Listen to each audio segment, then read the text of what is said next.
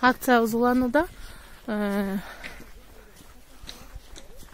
Бул жакта таштанды көп таштаган, эшигин алдында таштанды жаткан үйлөрдүн эшиктеринин алдына барып, окуучулар өз суроолорун беришүүдө. Эмне себептен бул таштандыны башка жактарга кайра иштеп чыгаруу жерлерине алып барышпайт, же болбосо көчөгө чыгып өрттөшөт, ошол сыяктуу өзүлөрүнө керектүү суроолорду берүүдө жана автоунаасыз күнүнө салым кошуш үчүн өзүнүн автоунаасын айдабай кое алышабы, мисалы үчүн жөө жүрө алышабы, же велосипед, же болбосо ар кандай ат унаасын пайдаланышабы, ошол сыяктуу өзлөрүнүн ойлорун билдирип жатышат. Саламатсызбы эже? Бизде бүгүн булганган абага жол жок деген акция жүрүп жатты эле. Мунуңуз туура эмес. Бул карабайсызбы? Түтүн бул абаны булгап жатат. Бүгүн бүткүл дүйнө булгабаганда. Жок эже, тура каласыз. Мындай же таза кармаган жакшы, бирок муну кайра иштетүү пластик көпкө чейин мындан чыккан, эгерде муну өрттөсө мындан чыккан түтүн, кара түтүн карасаңыз, абаны булгайт. Ал эми муну жөн гана өрттөбөстөн чогултуп кайра иштетүүгө берсеңиз болот.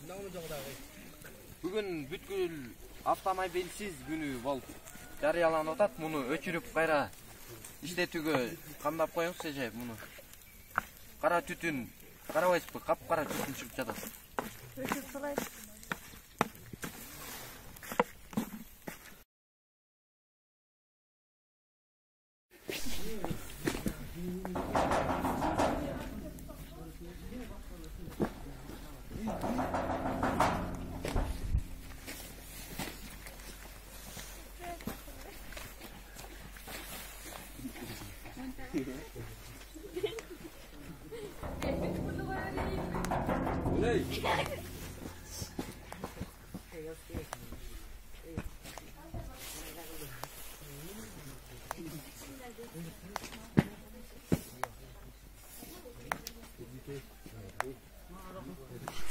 Көргүлөр.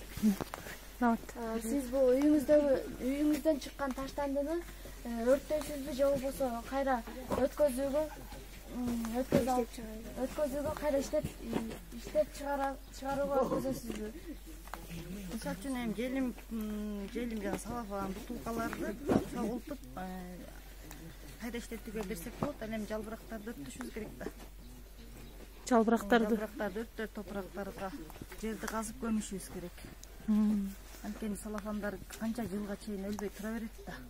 Биздин жер кыртыштардын бузат ошондуктан аны биз өрттөп же болбосо жанагындай пункттарга алып барышыбыз керек да. Булар учуп барып жанагындай балыктарга, ар кандай бизге керектүү курт кумурскаларга зыянын келтирип атат да. Ошондуктан биз салафандын баарын чогултуп өрттөп же болбосо жанагындай пункттарга. Баарыбыз үчүн жакшы маалымат болду окшойт, Чоң рахмат айтып берген маалыматыңызга. Эми биздин бүгүнкү акциябыздын алдыгы талаптары да ушуну алып кала беребиз. Анан үйүңүзгө деле балдарыңызга колдоносуздар деген ойдобуз.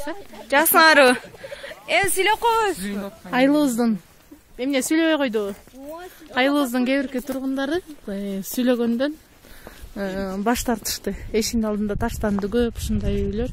Демек, уят кардык деп да ойлойбуз. Жок, тербелип койбойсуңбу? Перчаткиси жок, кармабагыла.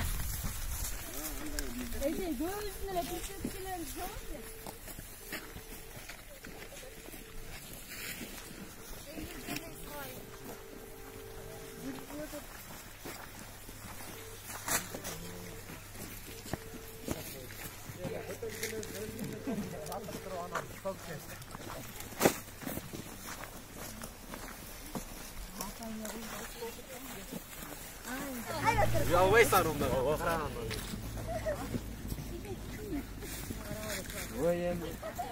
Терип алгыла.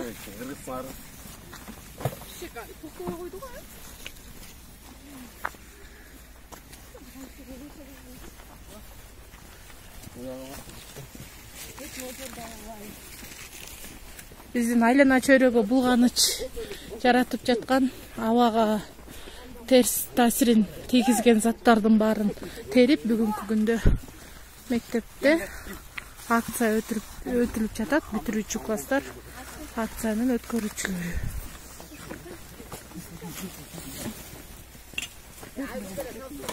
Айнектерди өзүнчө салгыла, айнектерди. Жасайбыз.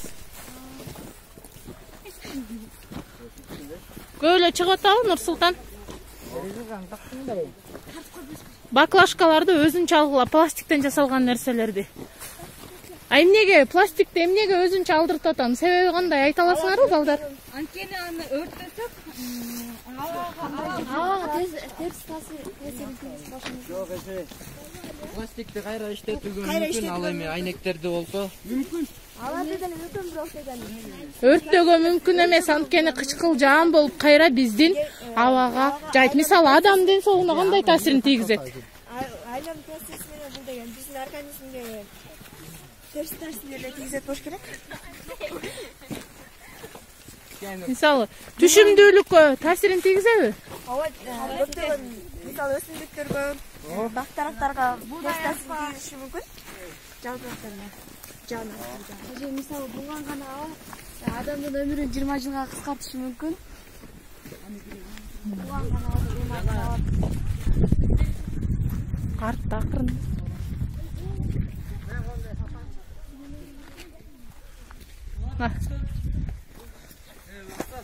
Таштандысы көп жерлерге акциянын уюшканы туура эле болду деп ойлойм. Алдыгыларды салып. Салгыла. Салгыла.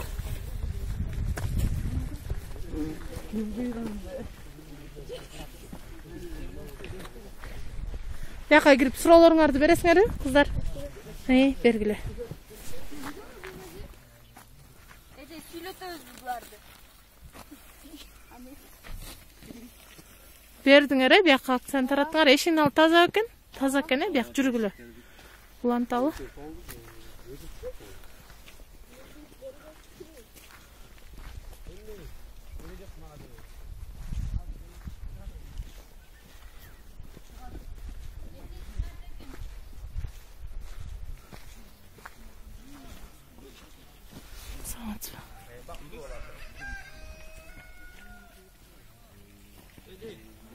Бердиңер, түшүндүрүп айттыңарбы? Бизде булганган абага жол жок деген бир акция, жакшы бир акция жүрүп жатты эле. Ошо сиз бүгүн таксистсиз, анан бир-эки суроо берип койсом кандай дейсиз? Сиздин мынакей степ вагон машинаңыз улуу абаны булгаган түтүндөрү көп чыгат, түтүндөрү абаны булгайбы же булгабайбы деген көп булгашы мүмкүнбү негизи? Булгаганы да бар, булгабаган да бар. Ошонун кайсынысына кирет? Булгабаганы түтөбөйт.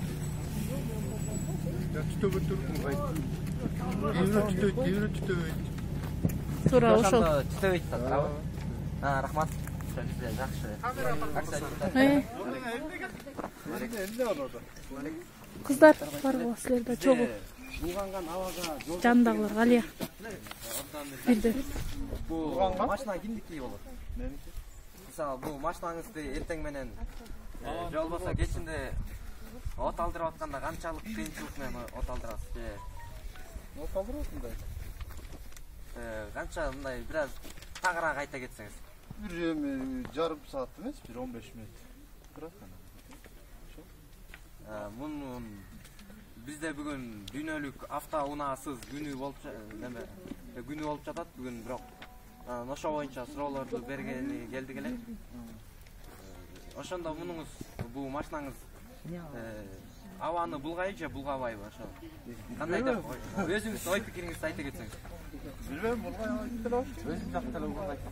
Эски машина. Жок, эски болсо булгайт да. Рахмат, жакшы.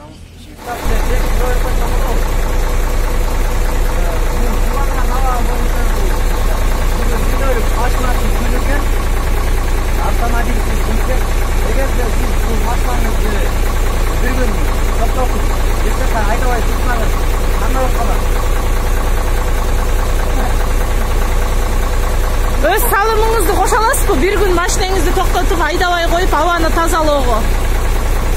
Кошо аласызбы? Рахмат. Ала бериңиз акциянын кагазын. Мага жол жок аттуу биздин акциябыз дагы мектептен башталып кайра мектепке келүүнү чечтик. Балдар булганган абага да өздөрүнүн абдан ачык эмоцияларын, абдан ачык болгон ой пикирлерин мына биздин лозунгдарда жана плакаттарда, сүрөттөрдө көрүп тургандай эле биз таза абага, таза жашоого элдин баары эле макул.